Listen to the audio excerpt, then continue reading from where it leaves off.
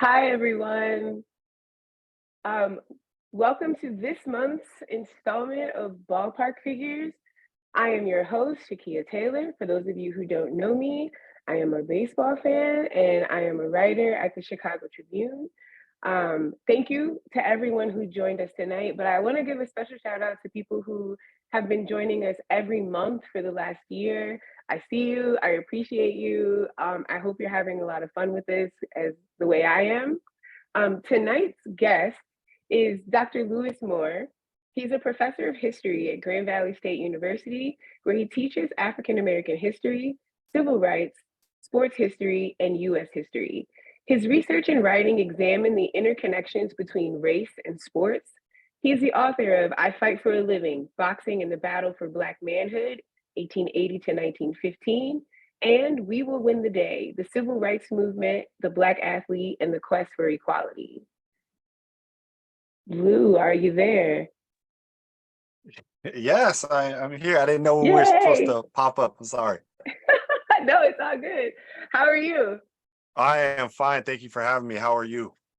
I am great. I'm super excited you're here. As you know, I am a big fan of yours on the Bird app, and I have bothered you for help with research before, so it's really nice to actually kind of meet you. Um, to get started, let's talk about your history with baseball. Who did you grow up watching?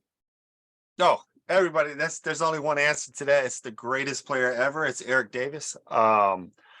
So that's it. That's my guy. You can see in the background all kinds of Eric Davis stuff. But just so I don't want to age myself, but let's say I grew up in the 80s, and so just whatever was on TV. Where I lived in Southern California, and my grandparents were Dodger fans, and they lived out there. So my great grandpa was a huge Dodger fan. So anytime we went over there, which was a lot, we always had to listen, not watch. We always had to listen to the Dodger game on the radio. And then my neighbors had TBS, so that's a lot of Braves. So I like Dylan Murphy. They love Dylan Murphy. I thought he was okay. And then I saw the Reds play one time, and that was it. So I've been an Eric Davis fan ever since I saw him on TV, and still am. So that's my guy. But generally in the 80s, it was like anybody. So I like that. Eric Davis I wasn't expecting that. I didn't see that coming. Are there any memorable Eric Davis moments that have kind of stuck with you? everything. No, this is my fandom, by the way, my custom made Eric Davis Daryl Oh Strawberry my shirt goodness. with the Yo TV rap card, and at the bottom it says Boogie Down Productions. So anyway, That's hard. I That's I still hard. remember his robbing a home run in the mid 80s. I remember the greatest home run ever hit in the World Series when he goes yard on Dave Stewart. And then before I went off to college, I won't say, I could say, uh, in the mid 90s, he was playing for the Orioles, and they were in Anaheim. And I was like, all right, I'm leaving in like 2 days, going up to Sacramento. Tickets, let's go get tickets. And my buddy drove me down to Anaheim, and we got tickets like way up at the top. But it was Eric Davis. And if you know anything about Eric Davis in the mid to late 90s, again, I won't age myself, is he wasn't playing a lot, and so it was hard. Every time I had been to a Reds game, he was at Baltimore at this time, but every time I'd been to a Reds game as a youngster, he was out. And so I was always disappointed. So when my mom took me to a San Diego Reds game one time when she was on a work trip, no Eric Davis, but Cal Davis, I believe Cal Daniels hit a home run, so that's okay. And then like I went to a Dodger Reds game, no Eric Davis. And finally I was like, he's on like a 30-something game hit streak. He's got to be playing. And so we went, and he hit 2 home runs, and that was it. It was against the Angels. We wound up sneaking down further and further down by right behind where we need to be. So paid like $5 or $7 for tickets and was right there. So that was it. That's a great moment. And occasionally I've been able to talk to him on the phone. Like a buddy's been next to him at a bar, just hands me the phone, and I freak out. And then my greatest moment, I was like in 7th grade, and my mom pulled me out of school. She had worked at the VA in Sepulveda, California. And Eric Davis was there meeting veterans, and she pulled me out of school. And I got in line. I met Eric Davis, got all his autographs, got posters. So I still have some of those laying around here. That's kind of incredible. I had no idea that that's where your fandom was gonna go at all. I'm glad I asked that question. What did you Um, think? I don't know, honestly. I am always surprised. Like some people's fandom starts with like where they grew up. Some people's fandom starts with who they saw on TV, their grandparents who watched it. So it's never, like a linear thing. So I Right. don't know why I wasn't expecting Eric Davis considering I follow you on the bird, but now I Right. know better. um, so speaking of Eric Davis, and you mentioned Dave Stewart and a bunch of others, like something that you focus on in some of your research is the Black athlete. And uh, for this particular conversation, Black baseball. Um, why is it important for Black baseball history to not be forgotten? And can you tell us about some of your work with that? Yeah, so like first I would just speak to my experience because even though like the light's bright on me, I haven't been out in the sun. I live in the Midwest and so I'm looking real light. But you you understand, you're in the Midwest, you understand. But just seeing yourself in the game was important to me. And so growing up, it didn't matter like if I was watching the Blue Jays or the Reds or the Phillies game. I gravitated to those guys who looked more like me, right? And I think that was important, just representation. Um, as far as the history, to me, it's just simple. It's just such a rich and beautiful history. And as a historian, it's also a way to tell the story about American history, right? Whether it's, the love of baseball, Jim Crow, Black business, the Great Migration, travel, the development of urban cities, all this stuff that you could talk about in a general history class, you could see that through the lens of Black baseball, right? So, and I'll connect this to some of my work. So last year, I wrote an Audible for Wonder Room. They used to be the Great Courses. They're called Wonder Room now. And so it's a 12 lecture series on the Negro Leagues. And I started with 1859, and then I worked my way up just because I'm a historian. I was like, no, I just can't, just start in the early 1900s or starting in the 1880s wasn't enough. And so, but I did it as a way to really not so much tell the story about American history, but follow along the story of American history, whether it's the antebellum period, Reconstruction, and then Jim Crow, Great Migration. And so that's what I think learning about baseball could do that. And then as we get beyond that, it's an opportunity to talk about the civil rights movement, post-industrial America, right? So much of the question of what happened to these Black baseball players is not only I know we're going somewhere else, but the cop out of blaming basketball or football, but it's also change in the American economy, right? Change in kind of those jobs leaving and what happens to the Rust Belt, what happens to these cities. And so again, that part of the history, then you're able to know about, the experience of Black baseball players, about the experience of or the US economy. And so that's why we should preserve this history. I think so many people miss the connection. Like they miss that American history goes right along with baseball. That, even with integration or reintegration and all of that, they kind of all go hand in hand because for some reason in baseball circles, people get kind of stuck on Jackie Robinson. And then that's where it begins and that's where it ends. Um, where would you suggest, aside from obviously just starting from the beginning, starting, pre-Civil War era, but like, where would you suggest people kind of dig into this rich history if they're interested? Oh, it's a shameless plug. I would check out if you Do it. had Amazon or Wonder Room. That Audible again walks you from. It's called A Pastime of Their Own. It's about Negro League or Black baseball, really. Walks you all the way to integration. But I would honestly, if you're not going to do that, there's I'm not gonna lie. My work was built on a lot of other people's work. It was like a mix of like books about the Page Fence Giants. It was books about the Philadelphia Stars. It was like huge books about the whole thing, and then a bunch of primary sources. So I would say whatever era of history you like, just start there. There'll be a story about Black baseball as long as you start, after baseball started. But when baseball starts, you can start there. And if you're somebody who's a big like progressive era person, then you can find some rich history there. If you're a World War II person, obviously you'll find great history there.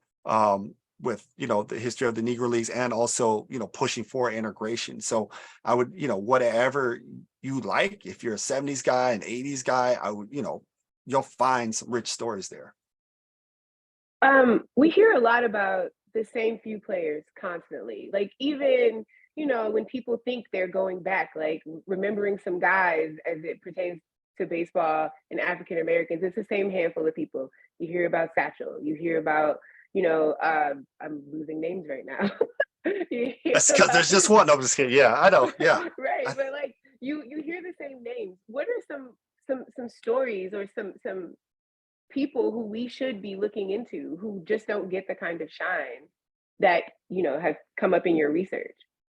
Oh, so you're talking about, I wasn't sure if you're talking about in the past or in the front, like 80s, 90s, but in the past, like, Ooh, in the I, past. okay. Yeah. I just, you're right. So it is the same story. I'll just shout out, there's a Twitter handler, like John Donaldson, right? Handle, right? Like a great left-handed pitcher who I think we follow each other and they tweet a lot. So, I mean, I would start there, just the way information's passed, just going online. One of the guys I had was, I believe, is Doc Sykes. Played for the Baltimore in the 1920s. Was actually a real dentist. And threw a spitball. And so, I fell in love with those kind of stories when I was writing it. I was like, you know what? He might not belong here, but I'm gonna write about him. I'm gonna put him here anyway.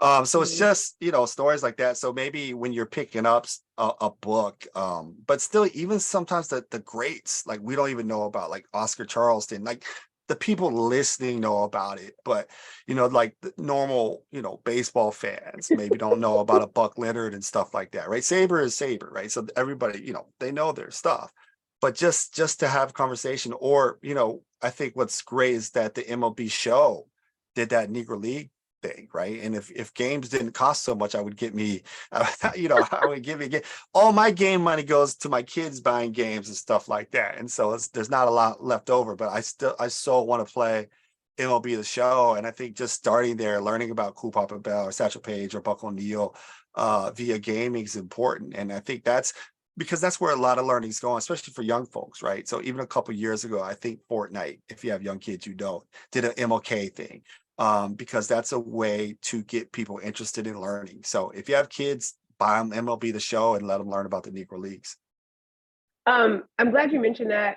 I actually wrote about that. I talked to Bob Kendrick. I talked to Sony Studios about it. And one of the things that kept coming up is, you have to meet people where they are. So as a historian, and how do you bring these stories to life for your students? I've noticed that you do a really good job of connecting the past to the present on Twitter with like jokes and memes. Like, how are you getting it across in the classroom though? Oh, they don't listen. It's a different classroom. But it's just, sometimes it is just via lecture material. So, my classes vary, but if I'm teaching a standard US history class, then at some point, if we're talking about Jim Crow, or we're talking about, the 1880s or the Gilded Age, then there's an opportunity to slip in something maybe about Moses Fleetwood Walker, right? So wherever I could slip it in, I try to slip it in. I always start my civil rights lecture with Jackie Robinson and what he meant, to not only to baseball, not only to America, Black America. I use that MLK quote, and then I talk about Jackie as, in discussion with civil rights. So wherever I could slip it in, I slip it in as, as a professor. But then online, I think, like you said, just kind of trying to use jokes to connect to the past, but always like, I think I have, it's probably pretty annoying to some people, but that running Babe Ruth thing that I have, every time I see a picture of Babe Ruth, I say, you can Is see it that there, right? is that Uh, the Babe Ruth is black thing that people have yeah, going on yeah, right now? without without me saying that he's black, but you can see it there. And then people are like, oh yeah, you can see it. And it's just this running joke with a lot of people that Babe Ruth, and he might be, and that's just, we've never had a real deep conversation on how race in America works, right? And so even researching this, I mean, I'm sure some of the listeners will know, like there's guys who've been accused of passing as white in the 1880s and 1890s. And then there's obviously the story of Charlie Grant, who they try to pass as Native American. Or if you've seen the movie Bingo Log and the Traveling All-Stars, I mean, that Richard Pryor character, his whole idea to get into the major leagues was somehow to pass one as Latin American, I believe, a Native American, right? And Mm-hmm. so, but we don't have these conversations ever, right? Like, what does it mean to pass it? Why is somebody 1/16 Black? Why would that qualify even, him as Black? We rarely have these conversations. So, but people get it, right? They get the Mm-hmm. whole, you see it in Babe Ruth. So I think it's hilarious only because of all of the stuff with Effa Manley, right? Like there is, yeah. we don't really know. And it's my understanding that there's family conflict over the fact of whether or not she was Black or not or whatever. I just find those things to be so interesting because the perception of Babe Ruth would change tremendously if people found out or it turned out that he was Black, right? Well, Like he I think wouldn't be people there, right? Yeah, yeah. Well, but like it would and turn history yeah, on its head a little bit. and that's how race operated, right? And so one of these things, even when I write about boxing in the book, shameless plug, I Fight for a Living, I talk about a character who was passing, right? And then when he dies, he dies as a white guy. But there's laws on, a lot of people don't know it, but there's laws on the book to tell you what exactly you are in every state, what makes somebody Black versus white. And in some states, there's like just one trace of Black blood, and sometimes they qualify. It's 1/8, it's 1/16, it's can we tell? So the reason why they do that, it's important, right? It was important to Americans to know who was and who to discriminate against, who not to marry. Right. And so even though we joke about maybe Babe Ruth is Black, or I mean, what's his name? Alexander Hamilton, right? The rumors of, I mean, that was a rumor that went around, right? And so it's important to people, it's important to Effa and her life, that she represented herself as a Black woman. And it's still I think it's still a political decision people make, whether they call her Black or white. Like when I was writing that Audible, I noted her as Black, just because I think that's how she presented herself publicly. And Hmm. so, I Hmm. was going to honor that. Hmm. But not in a That's Rachel interesting for Dolezal me. type way, presenting herself because not that. So Okay, okay. I was I want like, to be wait a minute clear. now. Wait a minute now. I had a question, but you just answered it. Race throughout sport is compelling. Like I find it to be extremely interesting, both in the way media cover a player and also the way fans react to things. I feel like we kind of saw that a little bit. I don't know if you saw the reaction to Wander Franco last night, and him tossing the ball to himself before throwing to first base. He got the out, and I saw a lot of like, I saw many takes. I saw, hey, I don't like this. And then I saw like, hey, this is real cool. And I felt like it was overwhelming that Black people were like, yeah, that was cool as hell. But like the baseball nerds, sorry y'all, were like, oh, what if he had dropped the ball? What if, he may not, what if he hadn't have gotten the out? But for me, it's like he did. He did get the out. And it was cool as hell. I think sometimes people don't like the fun, and then that ends up breaking down into like a division of, you don't like the brown people having a good time. What's your experience with that in sport at all, with fans and media and the perception based on race? No, it happens in every sport, right? And every sport has to deal with it. And I think part of every sport dealing with it is the fan base, right? There's a Mm-hmm. reason why the NFL, in my opinion, has rules about taunting, right? It's because people complain. That's not how you play the game. Barry Sanders just gave it to the umpire, the referee type stuff, right? Basketball has rules about taunting. We just went over the whole Angel Reese thing, right? Like, Yeah. that came. The game was over, but whatever. It's just, I mean, the two of them understood what was going on. But with Wando, that's kind of stuff. If I was playing with kids in my yard, I would do. I wouldn't think somebody would do it, and that's where the game's going. That's where the game's going, right? It's just policed a lot differently. but you can't complain that the game is dying, and then when people do something that people want to see, complain about it, right? Because to be true, the game is dying. That's why they made all these major changes. And so you gotta embrace the change, right? So if it and hey, if it doesn't work out, it doesn't work out, and then that's on him. That's on his coach to fine him or whatever.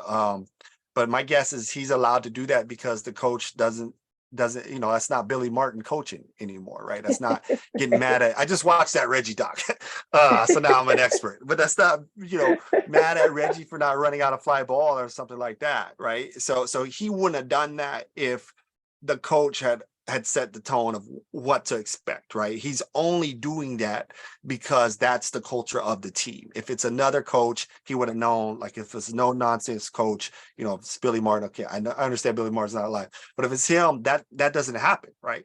So it's not necessarily all Wando, it is just the culture of the team, and maybe that coach believes like, we've won a million games in a row at one point, right? Maybe this is how we're going to continue to move throughout. And look, it's like basketball with the Memphis Grizzlies. Eventually, people will tune in because they want to see you get beat, right? What happened with Memphis is that, they have a superstar, just like Tampa Bay has this young superstar, but eventually people are going to want to see you get beat because you move like that, and that's good for business. It's good for the business if you're, the NBA. It's good for business if you're Muhammad Ali. It's good for business if you're Floyd Mayweather, right? When people want to see you get beat, they'll tune in.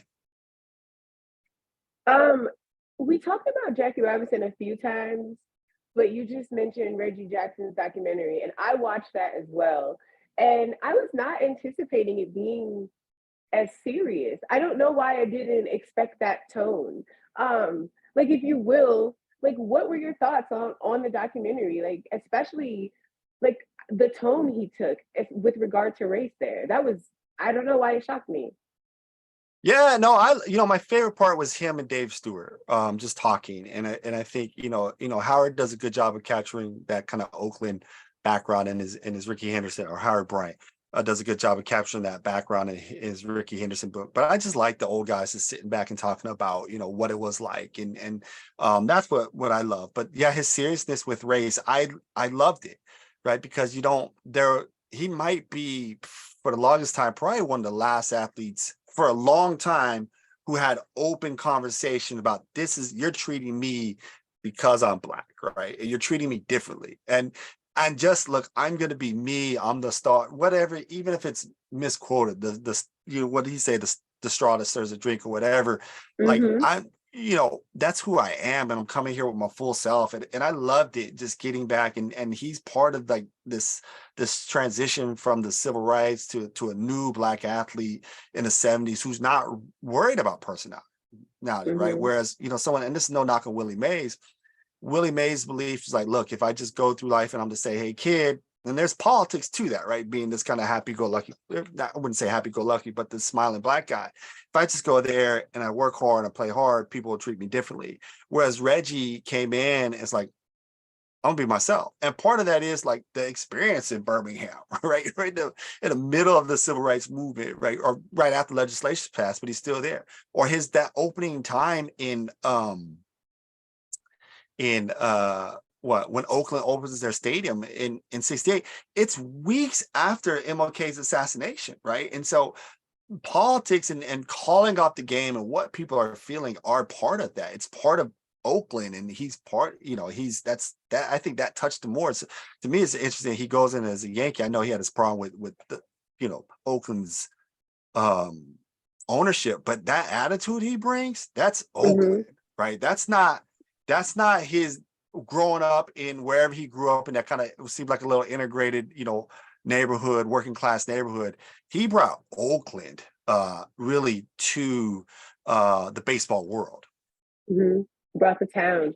I have to ask this. I keep pushing it to the side, but like, I talk every year about how I'm over Jackie Robinson Day. Like, I'm over it. Not as a celebration itself, but in the way that it is handled. I would like your thoughts on Jackie Robinson Day. What do you feel about the way it is currently? Do you feel that there are things that could be changed? Anything that we should be doing differently? No, you know what? I'm a historian, so I just want the history, right? Like, just part of it is just, Jackie beyond the baseball player, and the league that constantly celebrates Jackie Robinson is like, my guess is in the front office they feel that tension work because Jackie's last words was calling out Major League Baseball about the lack of black managers, and still, what do we have, like two or three? And so it's not progress much. And then part of early on when I was writing that paper for the Global Sports Institute on lack of black players, one thing comes up is that Jackie Robinson, what, the 30th celebration they was doing in the summer, the conversation of lack of black players were coming up then, even though it was still felt kind of robust. Mhm. They saw the numbers leading in. So I think if you're going to keep doing this every year, you have to be able to talk about what Jackie talked about, or what Jackie represented to so many people of that generation was, as I started out before, seeing myself finally. And I was, as I shameless plug, as I write this black quarterback book, one of the things that Marlon Briscoe talks about how important it was to see Jackie Robinson, right? To know as a young black athlete, you have an opportunity. Even though Briscoe doesn't even play baseball, he was just like, all of us saw him and it meant something. And I think baseball has an opportunity to talk about civil rights, to talk about what goes on internally, and then how they're going to grow the game. What are some of your research strategies, if you don't mind sharing? I listened to you on a podcast and you said that you're a two newspaper guy. Can you tell me what that means? And then also some other like just broad tips for those of us who are digging into some subjects right now. Yeah. So when I say two, if we live in a world where there's no newspapers, but back in the day, there used to some cities had two newspapers. I mean, Chicago, like the Sun Times is really, really good. If you're doing research on sports, like, I mean, this Tribune is accessible. You can get it online. I believe it's on newspaper.com. But for my money, the Sun Times is sorry. I know you He work for the says to the Tribune. Tribune But if employee. we're doing like in the back in the day, the Sun Times it's really good. So that's what I mean by two newspaper town, right? So if I'm working on this book about, again, shameless plug, about Vince Evans and Doug Williams, and so to be able to talk about Vince, you think about it. So he played for the Bears from 77 to 1983. And so I went and got, the Chicago Defender stops being online for most folks at 1974. So I want to see what the black newspapers say. So I went and got the Chicago Defender from 1977 to 1983, and I have every sports section, not from 77 to 83, but during the football season, because the Defender was running a lot at that Mhm. time, and so you can't get there. Or if I'm writing about James Harris in LA, I went and got every sports section during the football season in 1976, from August to December of the LA Herald Examiner. It's not online, so I sit my rear end down and I PDF it, and then I go through it. And luckily, since I'm writing about Vince is at USC at the same time, so it's like kind of like double dipping. So that's what I mean. Other things is eBay, and I'm lucky. So I'm talking about from a different perspective, right? I'm a professor. I have a small R&D budget, research and development budget. So I use some of my money on my newspaper.com subscriptions, and then through school we have other online sources. But eBay, right? Like I was like, okay, I could get most stuff, sporting news, inside sport, baseball weekly. It'll take some time, but I can get specific articles, PDF. So what I do is I'll go through eBay and I'll type in a name and I'll look at something. I'm like, this looks good. This magazine looks good. Let me see if the table of contents is on there. I love it when eBay people put the table of contents, because then I don't have to, I just need this page number, send it to my librarian, and usually I'm able to get a PDF like that. And if I can't get it, if it's like, $7-8, I'll buy it and then get reimbursed. And so eBay is your friend when you're doing research. You can't see it now, but if the camera panned that way, it's just magazines. There's a magazine called Black Sport in the 1970s. Pretty hard to get via eBay, but it lasted 10 years. You can get it, PDF from a library if you know what you're looking for. So I got a pro football magazine. I got Street and Smith right there. I got all these old magazines just sitting right there. So that's how I research. Um, and I love it. I love reading. I love reading and researching more than I do writing. But yeah. You have a podcast.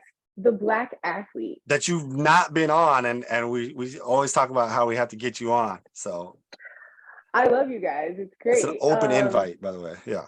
Okay. Tell us about the podcast. How did it come to be? Who is your co-host? What do you talk about? So I do it with Derek White. We used to do it a lot, and now we don't. It's just different points in our career.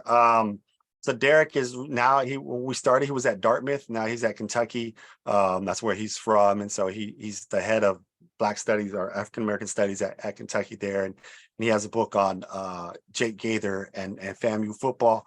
And so we did it as a way to talk about history and sports. So here the idea is like, okay, an example, a subject comes up. Well, let's just put the history in it. We've kind of moved away from that. And oh yes, a SABR. I'm reading the comments. We've kind of moved away from that. And sometimes we just talk, like, because we like sports and then we'll dip into history. But before we were like outline it, we would do research, we get information. And now we're just a little bit of both. And combined, we know a lot, right? Together. Mhm. And like I said, I have a lot of stuff already just online. So if I ever need to pull something up, I can go do that. But the idea is to talk about something current and then add the history behind it. So you make baseball cards? Is that I like do. a I don't new? make them. So I don't know. Jason's is on. Okay, so Heavy J Studio. He's on Twitter. Just shout out to him. And it's like a couple of years ago during the pandemic. That's the one beautiful thing about Twitter is like you can meet people, and he's been really good. And I was like, this looks like a really cool art project for my kids because we are stuck inside the house, and I have all Mhm. these old junk cards. And so he sent me some glitter paper, and I kind of watched how, and then I watched other people. I was like, you know what, this is fun. And so my kids, it just hurt to see my kids actually cut cards. I was like, no, I can hear Eric Davis screaming. I was like, you know what, I'll cut. But it's also like a huge relief, like a stress relief. Like so at night, if everyone's asleep and I'm just like bored or stressed out about something, I'll just start thinking about cards and cutting them. And then I do some Yo MTV Raps variations of it. I don't know if you've seen that. And check this out. I'm glad you mentioned it because guess what we got for you? Your own custom Biz Marquee Marcus Stroman Oh, card, and that's his oh, Biz that's so Marquee. dope. And so it is. They made this for you because you wrote that awesome piece, and he's got his do rag on. So it is a Yo T Raps card cut, a Topps Marcus Stroman cut out, put on some glitter That's paper, and it is awesome. Biz Marquee. And so I will mail it to you, and then. So what you do is then you take a really nice, I don't know what your tech is, you take a really nice photo of it, and then you just go to that mall kiosk and like, here, make me this shirt. Because I believe there's copyright infringements on it. So I don't know. I also have a lot of these. So that is how you get one of those. And so get That upcharge at the mall kiosk. There you go. that is spectacular. The card and your hoodie and the Yo Yeah. MTV Raps theme of it all. So you're a hip hop fan, obviously. Yo MTV Raps, Fab Five Freddy, um, all of that. I noticed that you are a record collector. Yes. Is that just a thing of people who are into history? Because I also lots of books, magazines, records. And do you only collect hip hop? No, I don't know what's the thing. Very few people in my department have records, and they started to come back and it was a cheap way. I was, it's the same way with the cards, right? The old junk cards, which by the way, I will open a pack of 87 tops right here for you. But it was a cheap way just to kind of buy my childhood back or just to just kick back and find different stuff, right? I got rid of my CDs. I pay way too much in subscription for other, online stuff. And so I like just digging through and the sense of discovery. But hip hop is fun because it's until they start to reissue everything, which gets super expensive, which sucks. I think we could say that on Saber. It's fun just digging and hunting, like, oh my gosh, that De La Soul. So I have the original De La, right? So Mhm. finding kind of stuff like that is fun. Like in hip hop, that early 90s stuff is really hard that transition to CD is really hard to get. So I probably shouldn't say a big too old school too short, not the new stuff. And his old stuff is hard, like Life Is got reissued, but some of the stuff, Short Dogs in the House or something, in the trunk, that kind of stuff's not getting reissued and is super expensive. And so sometimes it's just like, I'm going to find, maybe I'll get lucky at some random store. But whenever I go to give a talk, I always, and people know, like, hey, is there a record store nearby my hotel? I'll go and check it out. And so it's just, going through that, going through R&B just to see what they have. I actually have been suggesting on Twitter that be an R&B night in baseball, and people are starting to rock with me on that. I'm like, I just feel like, because there's these jokes about like sensual baseball, so I would just love to be at a game, and in the breaks, all I'm hearing is like some soul or R&B. I know that would upset many fan bases, but I would enjoy it. In my record hunting, I actually found an original pressing of Janet Jackson's Control. Oh, look at that. Uh, Look at that. There you go. Yeah, we do. yeah, We and have that somewhere upstairs. Yeah. Yeah. I'm in my basement, it's but yeah. I love the digging. It gives me the same, to me, experience that I have when I'm like digging for information, honestly. And I was gonna tell you, Chicago Defender archives go deeper at the Chicago Public Library. That is where they Okay. live. Yeah. So They're if you, online at the Chicago Public Library beyond yep, 1974. There you go. yep. See, but so when you don't have access to things, that's the kind of stuff you have to do. But the thing is, so I have newspaper.com, right? And sometimes I'm like, man, I went through 3 years ago, got all this newspaper. But the advantage is that if I have the reel in front of me, I just get everything. I don't have to like keyword search. I won't miss anything. And so like I'm getting all the sports sections. I'm getting all like generally the editorials, and then I'll read them all versus like, oh, I got a keyword search and then I kind of got to find it here. But so there is an advantage to having like instant Mm-hmm. access, and then there's the advantage to having, to sit through and get everything and then being able to come back or have everything. But yeah, I'm not What's to your go. filing process? How do you keep track of all of these things that you have? Like, It's is all there up a here. There's system? no filing process. No, I Oh no. so I have a Dropbox. Lucky, if I'm going to the library, I bring a USB, plug that in, PDF. Usually they scan now. Everything gets scanned on PDF, so it's simple. And then I put the date. So if it's like 1979 first, and then I organize it by person. And then date, and then I'll just go through it again, and then I'll take notes on it. And so I got, on Vince Evans, I probably have like 15,000 words of notes on him, just on everything I have, probably even 20. And so that's how I keep it. And I have a decent memory, that, oh yeah, this is here. But before I write something, I'll go over everything to make sure I have it. So that is it. Get a Question from Dropbox. Sorry. I do have Dropbox, All and right. everyone else, you should get it too if you don't, and pay for the subscription. Um, Question from Jason: what's the super cool Eric Davis piece right next to "We Will Win the Day"? Did we? So there's two things. There's the starting lineup, and then man, I bought this.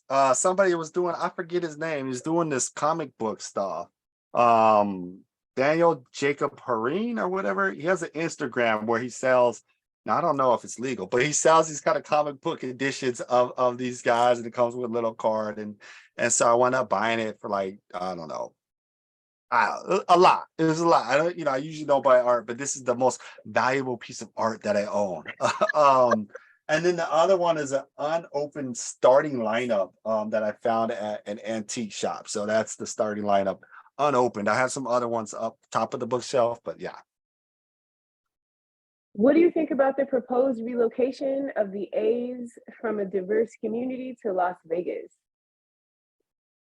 Yeah, I don't know. It's business, and that's just, I mean, if you've been studying it for a long time, that's just the business, the way it goes. And it's unfortunate, right? Because I think Oakland's a great baseball town. It's just that they have bad owners. For historically for a long time. Like if you put out a great product and you have a great fan experience, people will show up. I mean, they show up. I was in Sacramento. People showed up to the River Cats game. So people want to be entertained. You just got to, you know, build something there, but you don't want to use public money to build it either. And that's the problem. And I think, the city of Oakland deserves a good owner who will build their own stadium there without using public funds. But at the same time, what happens now is that, now that Las Vegas is up, the next team that's going to try to steal money from the public, we'll just use Oakland, right? We're just going to move to Oakland. And so the way sports teams operates is they always need one city open, so that they can fleece the public. That's my opinion, right? So they can fleece the public for money, public money. It's kind of like Major League, right? Like the movie, we all laughed at it, but that's the whole point of Major League, is like they were moving because they're, essentially fleecing the public for money. Oh, Dr. Green with a great question that I actually had in the back of my mind. Talking about hip hop in the 1990s, could you talk a little bit about Black baseball in the 90s and its intersection with hip hop culture in that time period? Yeah, so I mean, even we'll just go styles like hats, right? Like we were all wearing White Sox. There, you might not, if you grew up in the early 90s or around there, you might not be a White Sox fan, but you had a White Sox hat. You might not have been a Colorado Rockies fan, you had a Colorado Rockies stuff. And that's because of hip hop, right? That's because this is what the rappers were wearing. NWA and people, or Dr. Dre was wearing that Sox hat, and that Colorado, that purple and black was nice. And then, there are places, if you grow up certain places, you can't wear certain things, right? Like if you are in the Chicago area, my guess is you can't wear that Pittsburgh, you can't wear the Pittsburgh Pirate, that P, right? Because if I'm right, is that the P Stone Rangers? Like, is that? And that new Mariners hat with the forks down, can't do that. None of that. Right, Yep, right. you're And right. so that's, I don't want to associate gang culture with hip hop. But there's a little bit of the element in there. Or if you watch a video, right? Like when we were talking about R&B night, I was like, nobody wants to listen to Jodeci while they watch baseball. But if you watch those old when you watch those old Jodeci videos, they got on baseball jerseys, right? And so, and then there's one of the coolest players ever besides Eric Davis is Ken Griffey Jr., who actually had a horrible rap single that comes out with Kid Sensation and Sir Mix-a-Lot out in Seattle. But that's how they kind of interconnect. I don't think basketball put out rap album, and it was awful, right? Like nobody wants to hear Brian Shaw rap. I can't remember if baseball did it, but again, one of my favorite pictures ever is that one where I always put like baseball had it all. And it's some random guy that nobody knows. And I think some people have hunted down some white guy, right? Just some random guy. But then it has Eric Davis, it has Darryl Strawberry, it has Ken Griffey Jr., and it has MC Hammer. And they're just there, right? And that's like this kind of interconnection. And as to go further, Hammer was an Oakland A's bat boy, right? Hammer's early career is funded by one of the, Oakland A's baseball players, right? And so it's there, right? The connection is there, and then it kind of segues away. But people still rock baseball hats, right? They still wear Nike Yankees hats and stuff like that. So the fashion part of it's there. I don't necessarily know if like that whole introduction to culture, like if you could put Tim Anderson in a rap video and people would, oh, that's Tim Anderson. Whereas if Bo Jackson's in your video, that's Bo Jackson. And I think that's the difference between now and then. That's no actually knock on Tim Anderson, by the way. I'm not knocking Tim Anderson. No, that's actually a really interesting distinction that I have been like trying to find a way to make or find a way to explain to people, is that the stardom as it relates to Black ball players in the 90s versus now, it's different. It's just different. And also with the hats, I am constantly explaining to people that just because someone is wearing a cap does not mean they are a fan. We often wear things that go with our outfits, or like our general location. Right. That was a great question, Dr. Green. We have another one here. It looks like it's kind of been answered, but I'll ask it anyway. Stan says, I remember hearing about another Black ball player that was signed and went to spring training with Jackie Robinson. Whatever happened to him, and has anyone ever written his story? So I think they just posted the John Wright story there. Yeah. But the other thing is there's other guys who get signed after him. Like if you're a Detroit guy, I believe Sammy G is his name with 2 E's at the end. He's probably, my guess is he gets signed in like 47. He doesn't make it, right? He's just a high school kid. He's probably the first high school kid to get signed. Black high school kid to get signed. And so that's part of that Jackie effect. But yeah, that Johnny Wright story, there it is. See, that's the beauty of social media and Twitter and families like SABR, or like people who generally have a question and boom, we can point you to it. That's too.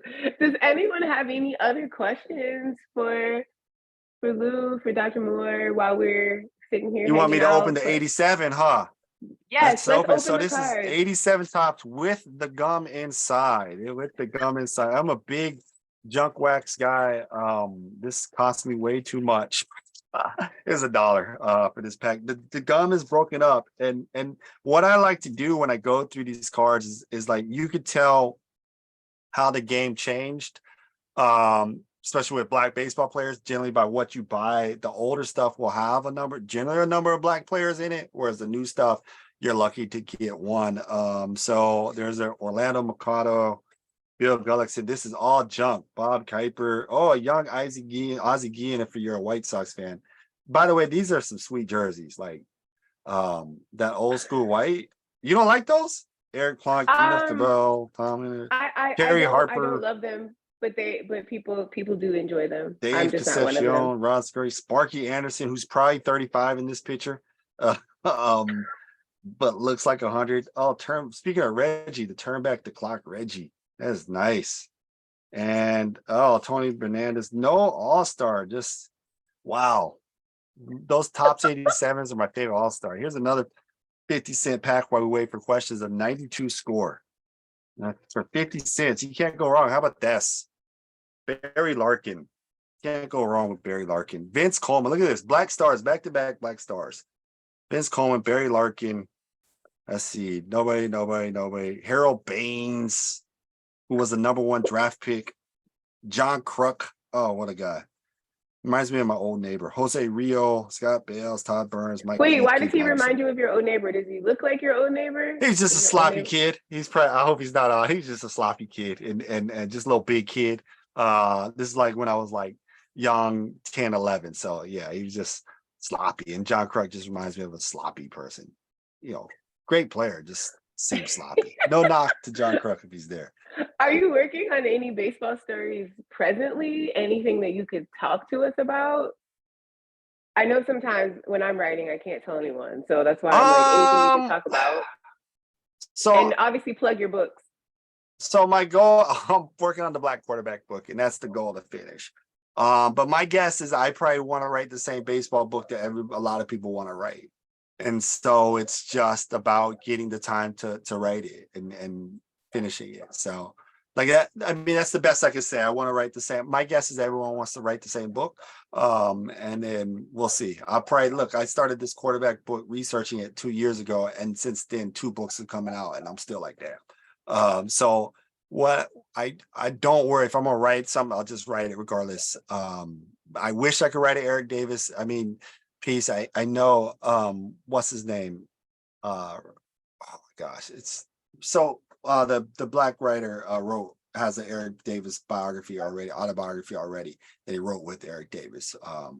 But I would love to do it again. Because that's my guy. But anyway, yeah. That's the best I can say. Like this, if I want to write. If you follow me on Twitter, if there's a baseball book, that would be the baseball book. 80s, 70s, 80s stuff and 90s. So I think for me, if I were to write a baseball book, I would probably come from the 90s forward, only because that is when my fandom, because that's when I was a kid, Right. like the 90s forward. And I think there's just always so much to learn, like with regard to the sport. And I think everyone's approach to a baseball book is going to be different, even if it's the same topic. Because it's, to me, one of those things that's deeply personal, your relationship with the sport. Oh, Jason says Eric Davis is making a public appearance in Cincinnati on May 20th. Sounds like you have a trip to make. I know. See if I can. So like a 6-hour drive. I don't know. We'll see. Right. And it's Cincinnati, so it has that going for it as well. If there are no more questions, I'm going to wrap us up. Thank you so much for joining us. This was fun. I learned a lot about you as a historian, and also I got some tips there. If there are any last minute questions, last call, and we are okay. You can find Dr. Lewis Moore on Twitter at, are you Prof. Lou Moore? I think if you, I don't know. I think if you type in Prof. Lumore, you'll find it. It might be at Lumore 12 though. That's what But it is. That's what it is. the You have your website's name is Prof. Prof. Lumore. Lamar. Yeah, yeah, yeah. And check out his books. Tell us about your books real quick. You got a couple or one, at least one behind So you. you mentioned it's in the bio. So I Fight for a Living is the one that's on the far left. It's about boxing black fighters in the 1880s and early 1900s. And then We Will Win the Day is about the civil rights movement and sports. And so that's from like generally 1945 to 1968. So I mean, start off with Jackie and then end with the Olympic stuff. So everything in between. So if you're a baseball person, there's some good baseball stuff in the chapters and down south about how black fans boycotted the New Orleans Pelicans minor league baseball team, essentially sent them out of business. There's some stuff about Major League Baseball bringing in Houston, just a few stuff, right?